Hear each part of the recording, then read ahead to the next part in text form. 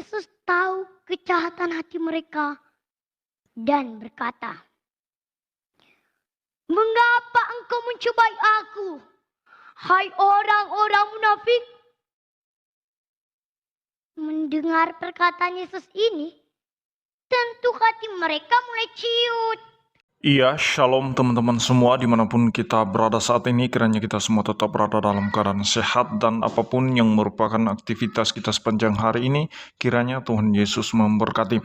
Dan kembali berjumpa lagi di channel kita ini, yaitu Zemayan Yassin. Terima kasih buat teman-teman semua dan juga para sahabat yang sudah mendukung perkembangan channel ini dengan setia, dan kiranya kita tetap menggunakannya untuk menjadi berkat bagi semua orang. Nah teman-teman, pada video kali ini saya membagikan kepada kita semua di mana seorang remaja dia menuturkan cerita dari Alkitab secara lengkap dan sempurna, yang dimana satu perikop dia menceritakan bagaimana ahli Taurat Farisi mencoba Yesus, dan di mana Yesus di sana tahu apa isi hati mereka, tahu kejahatan mereka. Dan kita ingat di beberapa waktu yang lalu bahwa Syahrini mengatakan bahwa Yesus itu perlu dipertanyakan ketuhanannya. Dan dari cerita seorang remaja ini kita tahu bahwa Yesus adalah Maha Tahu, dan itu membuktikan bahwa Dia adalah Allah. Mari kita simak videonya yang berikut ini. Oke, baik, terima kasih. Kita akan mulai ya. Dimohon untuk peserta nomor urut 34 mempersiapkan diri di samping panggung. Terima kasih. Sampai kawan-kawan. Bapak, Ibu, pastor, suster, dan dewan juri yang terhormat. Perkenalkan, nama saya Odo Samuel Pian Manalu dari Provinsi Sumatera Utara. Kali ini saya akan menuturkan tutur kitab suci diambil dari perikop Injil Matius bab 22 ayat 15 sampai 21. Dengan tema membayar pajak kepada Kaisar dan kewajiban hidup bermasyarakat. Ginilah ceritanya. Orang-orang Farisi sudah sangat kesal kepada Yesus yang terus mengajar kebenaran dan terus membongkar borok mereka. Sudah semakin tampak reaksi masyarakat. Makin hari semakin banyak yang mengikuti Yesus. Artinya semakin berkurang pengikut orang Farisi. Jika pengikut orang Farisi berkurang, maka uang masuk mereka juga berkurang. Iya kan? Kondisi ini harus dihentikan. Pikir mereka. Cara menghentikannya bagaimana? Nah, harus ada ide cemerlang agar Yesus bisa dicekal. Yesus harus ditolak oleh masyarakat, atau Yesus harus ditangkap oleh Kaisar. Caranya yang penting. Untuk mendapatkan ide cemerlang itu, mereka berkumpul dan berdiskusi. Setelah mereka berdiskusi, akhirnya mereka mendapatkan ide cemerlang menurut mereka. Ini ide cemerlang mereka loh, bukan ide saya. Orang-orang Farisi itu pun menyuruh murid-muridnya agar pergi bersama orang Herodian. Mengapa orang-orang Farisi menyuruh murid-muridnya?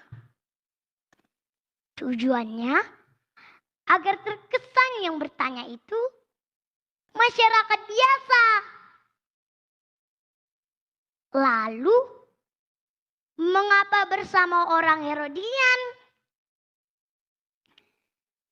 Karena orang Herodian adalah orang yang setia pada dinasti Herodes. Jadi, jika nanti sudah masuk jebakan mereka, ada orang Herodian yang bersaksi kepada Herodes. Pinter! Pinter kan kawan-kawan? Pinter bilicik. Orang-orang Farisi itu pun menitipkan pertanyaan yang akan ditanyai oleh murid-muridnya dan orang Herodian kepada Yesus. Murid-murid mereka ini tentu harus dilatih dahulu cara bertanya pada Yesus.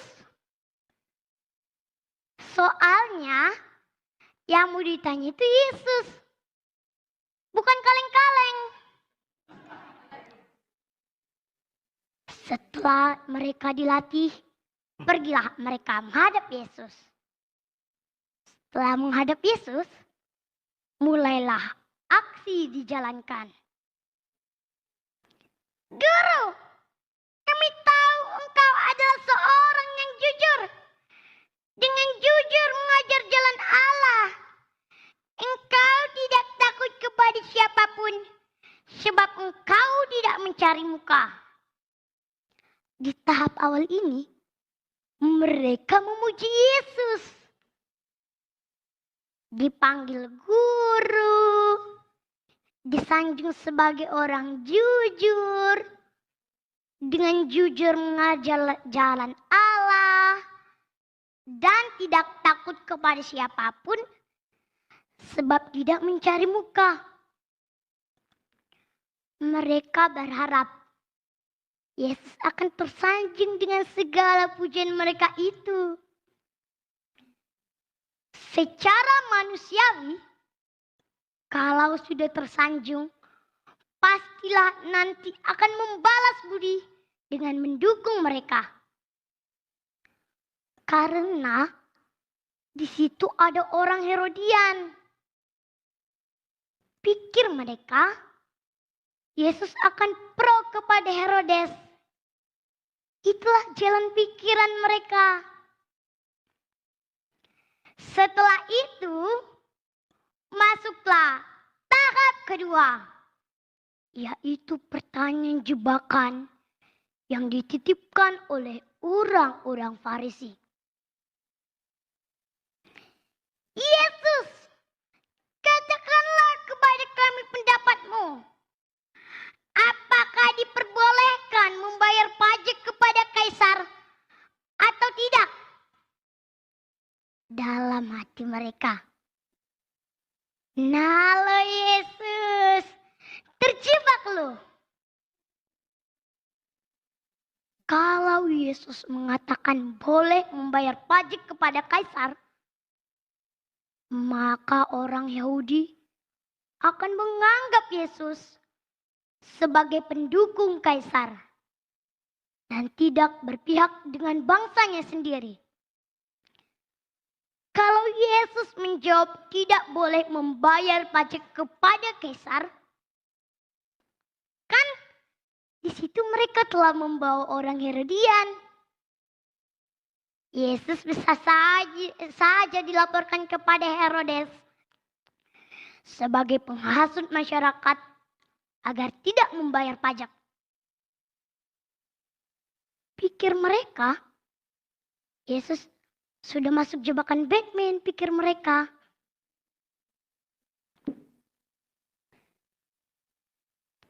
Tetapi ternyata di luar harapan mereka.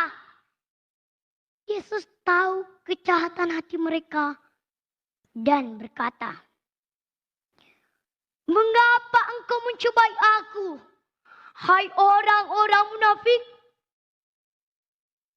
Mendengar perkataan Yesus ini, tentu hati mereka mulai ciut karena ketahuan rencana busuk mereka itu.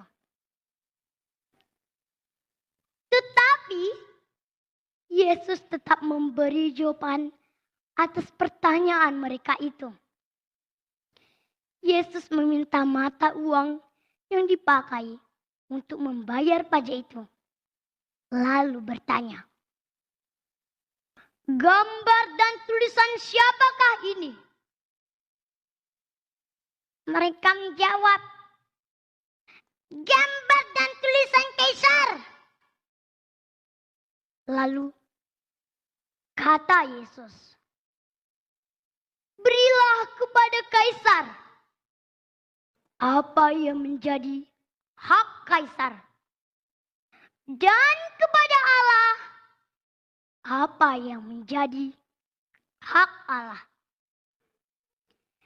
Yesus tidak menjawab seperti harapan mereka itu, hingga rencana busuk mereka itu menjadi kandas. Kawan-kawanku yang terkasih dalam nama Tuhan Yesus, dari jawaban Yesus ini, Yesus mengajarkan kepada mereka dan kepada kita bahwa hidup di dunia ini perlu bermasyarakat, bernegara, dan bertuhan. Memang sejak semula Allah menciptakan kita sebagai makhluk sosial yang membutuhkan orang lain. Pengajaran Yesus ini selaras dengan hukum kasih yang menjadi hukum utama. Sebab bila kita tidak bermasyarakat, bagaimana mungkin kita mewujudkan kasih kepada sesama? Karena kita butuh hidup bermasyarakat, kita juga butuh negara atau pemerintah sebagai lembaga yang mengatur tatanan hidup bermasyarakat dengan baik. Untuk itu pula lah kita harus bayar pajak. Kawan-kawanku masih ingat dengan kardinal kita, Monsinyur Sugio Pranoto. Beliau adalah tokoh Gereja Katolik Indonesia yang terkenal dengan slogannya 100% Katolik, 100% Indonesia. Slogan Monsinyur Sugio Pranoto ini menyegarkan pemahaman kita sebagai umat Kristus bahwa kita hidup di dunia ini perlu bermasyarakat, bernegara, dan mengabdi kepada Tuhan dan gereja. Sebagai orang Katolik yang baik, kita harus bayar pajak. Sebab orang bijak taat pajak. Nah, jadi itu dia videonya teman-teman. Kita sudah mendengarkan bagaimana dia bisa menceritakan isi Alkitab ya, terkait itu cerita Yesus dicobai oleh ahli Taurat dan Farisi. Dan Tuhan Yesus tahu isi hati mereka. Terima kasih, Tuhan Yesus memberkati. Shalom.